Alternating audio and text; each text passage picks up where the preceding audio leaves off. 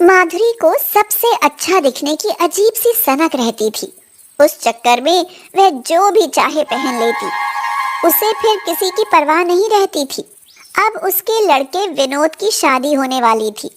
उसने अपने लिए ढेर सारी साड़ियां खरीदी थी, उनके मैचिंग ब्लाउज बनवाए थे। उसके पति मनमोहन जी ने कहा, अरे भाग्यवान, इतना फिजूल खर्चा क्यों करती हो? जरा बजट के बारे में भी ख्याल रखो, अभी बहुत सारा खर्चा पड़ा है। सुनो जी, अपने आप तो रद्दी से कपड़े पहने रहते हो, मुझको भी वैसे ही चिथड़े लपेटने को कहते हो। तुम्हारी चले तो तुम तो मुझे भिखारिन बना दो। अब तुम्हारा ज्यादा दिल खटक रहा हो तो मैं ये सारी साड़ियां लौटा दूं। कहो तो काम वाली बाई के कपड़े पहन लूं, तब तुमको संतोष होगा। उसका गुस्सा देखकर मनमोहन जी ने माथा ठोकते हुए कहा, ठीक है महारानी, तुम जीती, मैं हारा। जो मर्जी आए करो, वही ठीक है। घर में खूब चहल पहल मची थी। शादी हो गई और घर में बहू मोनिका आ गई। घर में सब मेहमानों ने मोनिका की जमकर तारीफ की। यह देखकर माधुरी का दिल कचोटने लगा। वह मन ही मन में बोली, मैं मोनिका से किस बात में कम हूँ? अभी क्या, कल ही रिसेप्शन पार्टी है, फिर मैं भी कल वाहवाही बटोरती हूँ। मैं भी इसकी तरह कपड़े बनवा लेती हूँ। उसने मोनिका से पूछा, मोनिका, कल रिसेप्शन में क्या कपड़े पहनोगी? मुझे भी दिखाओ ताकि मैं डिसाइड कर दूं कि इन कपड़ों में तुम अच्छी लगोगी या नहीं। सुनकर मोनिका बहुत खुश हो गई और वो सोचने लगी, मेरी सासू माँ कितनी अच्छी है, मेरा कितना ख्याल रखती है। उसने खुश होकर रिसेप्शन में पहनने के लिए सिलेक्ट किए गए कपड़े निकाले और माधुरी को दिखाने लगी। इन कपड़ों के साथ ज्वेलरी कैसी है? लाओ मैं देख लूं, नहीं तो पता चले कि बाद में फोटो भी अच्छे नहीं आ रहे। मोनिका ने खुश होकर सारी चीजें दिखाई और माधुरी ने उन कपड़ों, सैंडल, पर्स, मैचिंग ज्वेलरी के फोटो ले लिए। तुरंत ही वह मार्केट में गई और मोनिका के कपड़ों का फोटो दिखाकर बोली, सेम टू सेम ऐसे ही कपड़े मेरे लिए दिखाइए। दुकानदार ने माधुरी की ओर देखा और कहा, लेकिन आंटी जी, ये कपड़े आप पर अच्छे नहीं लगेंगे। आप अपनी एज के हिसाब से कपड़े लीजिए ना, तो वो आप पर ज्यादा फबेंगे। यह सुनकर तो माधुरी भड़क गई और बोली, चुप बे नाशपीटे, तुझे अपने कपड़े बेचने हैं या मुझको सलाह देनी है? तू सलाह केंद्र क्यों नहीं खोल लेता? यह सुनकर दुकानदार मन ही मन में बोला, ये कैसी बेवकूफ बढ़िया है जो इसको सही सलाह भी अच्छी नहीं लग रही। लेकिन मुझे क्या, मुझे तो अपना सामान बेचना है भाई। उसने सेम टू सेम वैसे ही कपड़े निकाल कर दे दिए। फिर माधुरी शूज की शॉप पर गई और शॉपकीपर से बोली, ये सैंडल की फोटो देखो और सेम टू सेम सैंडल निकालो।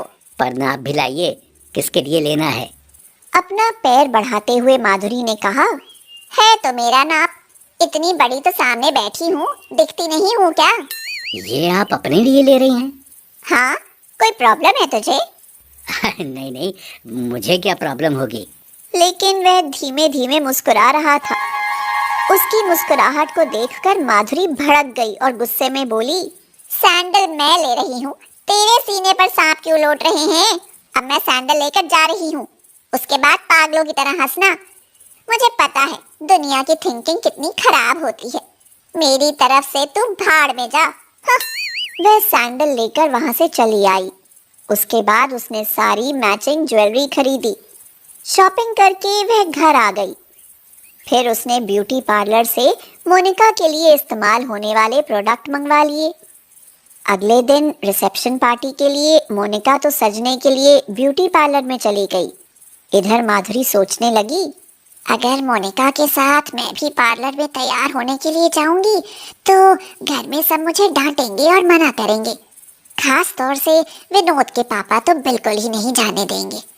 इसलिए जब तक मोनिका ब्यूटी पार्लर में तैयार होती है तब तक मैं यहाँ घर में ही तैयार हो जाती हूँ। हाँ।